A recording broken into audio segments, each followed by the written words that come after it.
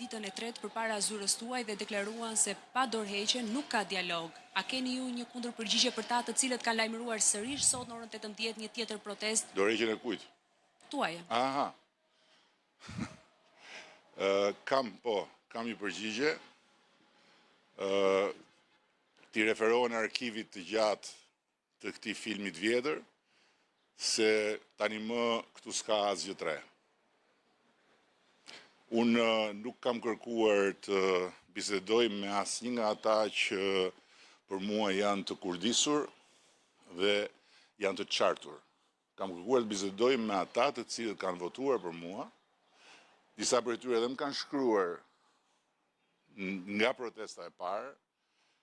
Kam respekt për ta dhe me ata jam gati të bisedoj në çdo kohë, sepse ata nuk kanë dalë në protestë për të zhvilluar një epizod të ri të një filmi shumë të vjetër. Kështu që ai film duhet ju tregoj të gjithëve që asgjë nuk më lëviz mua nga instikami në thonjza ku më ka vendosur shqiptarët.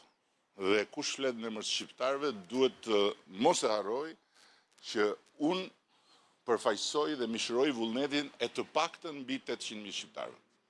Dhe kam një kontratë me ta. Kush flet pastaj në emër të ndjenjave të vërteta për çfarë mund të ndodhi me mjedisin, për si mund të mbrohet apo si mund të rrezikohet mjedisi, është i mirë se ardhur të bisedoj me mua dhe me ne.